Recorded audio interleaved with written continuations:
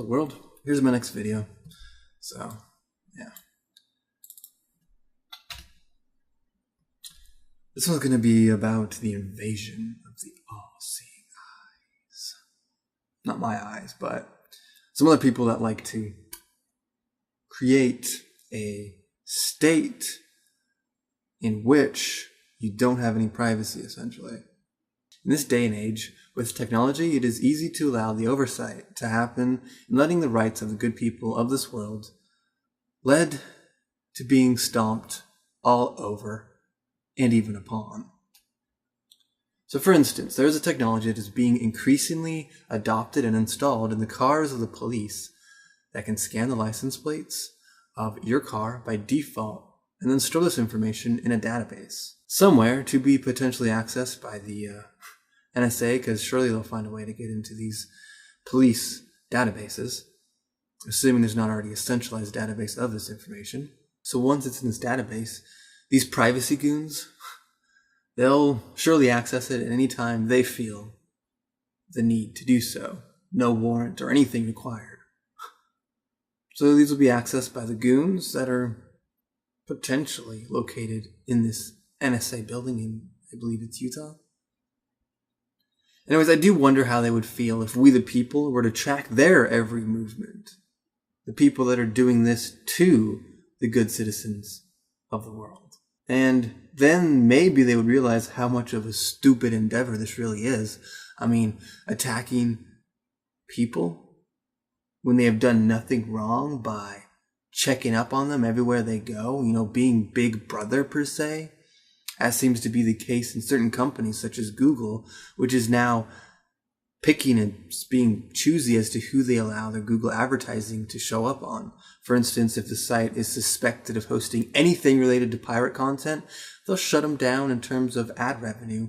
So Google is just kind of shooting themselves in the foot there, because these websites are just going to go find other advertisers to show ads on their sites.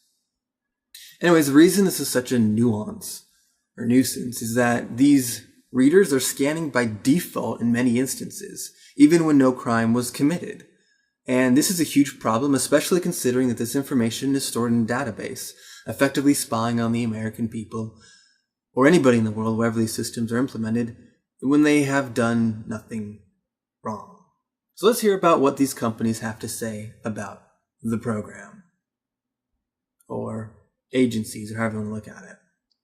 So the Pittsburgh Police Department in California stated on the document submitted to an ACLU that the scanners can be used for any routine patrol operation or criminal investigation, which effectively means reasonable suspicion or probable cause is not required.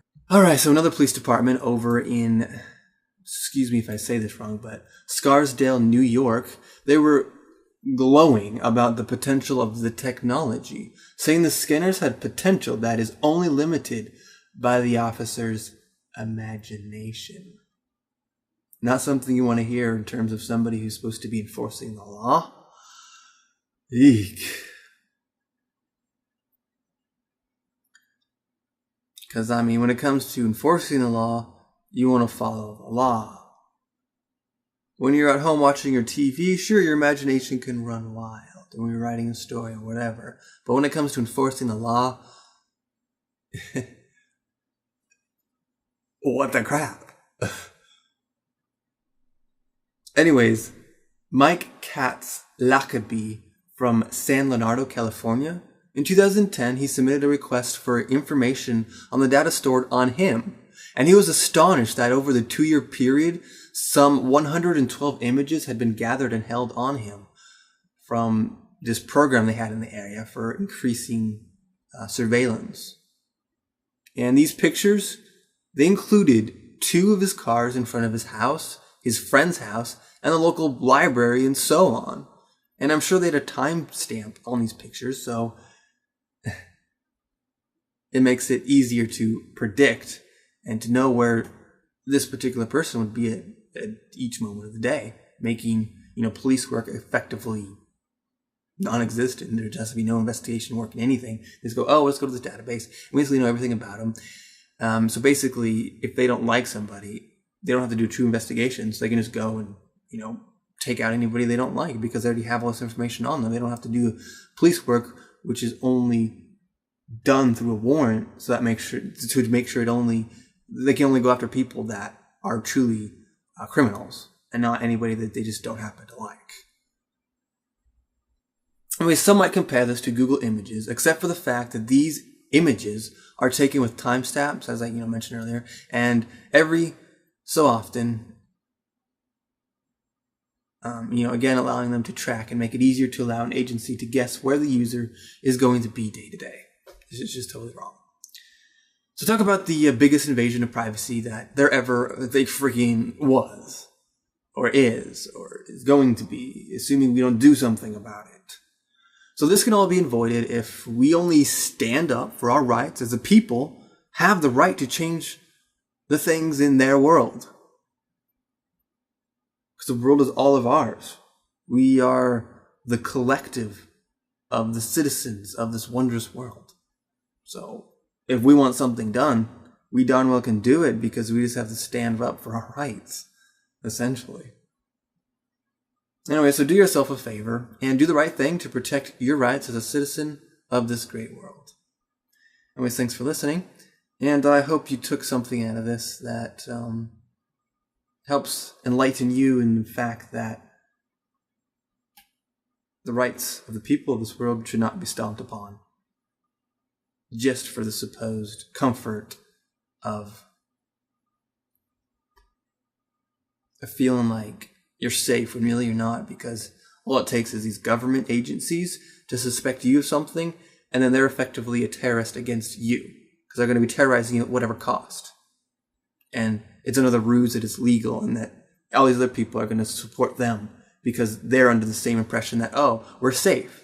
But all it takes is for them to turn the camera on you to make you completely change your ideas and ideals about this. You may say it would never happen to you, but all it takes is one person saying one wrong thing, or one person not liking you because maybe another company is so involved in the system that they're trying to shut down their competition, and they'll come up with whatever reason to shut down your company, and they go after everybody in the higher ups of your company, and so forth and so on. The potentials, as stated by the New York Police Department, is limited by their imagination. And that was just a little glimpse into a potential imagination. So you think you might want to really make sure these policies are checked on and make sure that they don't ever lead to anything such as just described. Whew.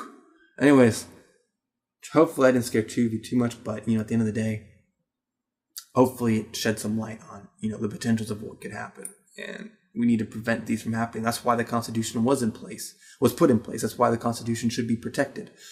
If we're talking about the American Constitution, because that's one I support dearly. The other constitutions in the world, I'd have to read them more so first before I say anything about them, but other constitutions I'm sure are just as good and relevant for their particular nation and country. But for America, the Constitution that we uphold is the most wondrous document that was ever invented.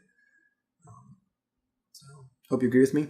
And with that being said, peace out, keep it real, and have a wondrous life. And make sure you're allowed to have that wondrous life so that these agencies don't spy on you for whatever reason. And, make your life a living heck just because they feel like it.